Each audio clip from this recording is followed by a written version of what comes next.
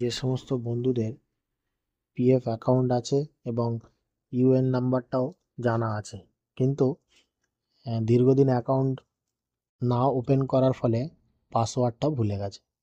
তো সেই সমস্ত বন্ধুদের জন্য আমরা অনলাইনে কিভাবে নিউ পাসওয়ার্ড ক্রিয়েট করা যায় সেটা আজকে আমরা চেক করব।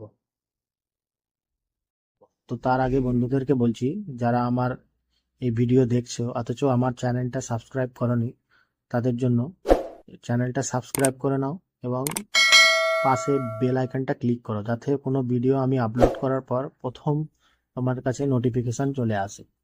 তো শুরু করা যাক আমাদের অনলাইন প্রসেসটা।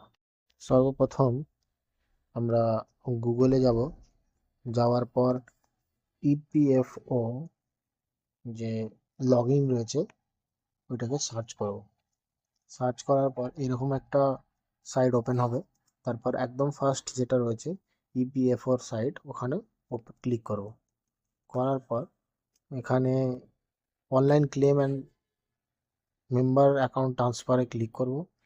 করার পর এই পোর্টালটা ওপেন হবে। ওপেন হওয়ার পর আমরা নিচের দিকে একটুখানি নামলে দেখতে পাবো যে ফরগট পাসওয়ার্ড বলে একটা অপশান দেওয়া রয়েছে, ওখানে ক্লিক করব। তারপর এখানে ফার্স্ট অপশানে ইউএএন নাম্বারটা দিতে হবে। এখানে ইউএএন নাম্বারটা দেওয়ার পর পিএফ ফোল্ডারের নাম এখানে দিতে হবে।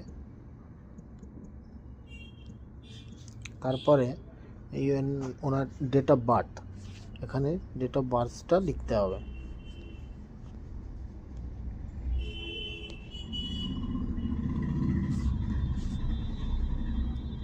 ডেট অফ বার্থ দেওয়ার পর এখানে জেন্ডার সিলেক্ট করতে হবে। করার পর এখানে মোবাইল নাম্বারটা দিতে হবে, যে মোবাইল নাম্বারটা পিএফ অ্যাকাউন্টে দেওয়া আছে। তারপরে এই যে বক্সটা রয়েছে এখানে ক্লিক করতে হবে। এখানে ক্যাপচারটা দেখে দেখে ফিল করতে হবে। তারপরে গেট অথরাইজেশন পিনে ক্লিক করলে রেজিস্টার্ড নাম্বারে একটা ওটিপি আসবে। এই ওটিপিটা আসার পর এখানে এখানে ডায়াল করার পর নিচে এন্টার নিউ পাসওয়ার্ডে ক্লিক করার পর তার নিচে ওই সেম পাসওয়ার্ডটা এখানে কনফার্ম করতে হবে।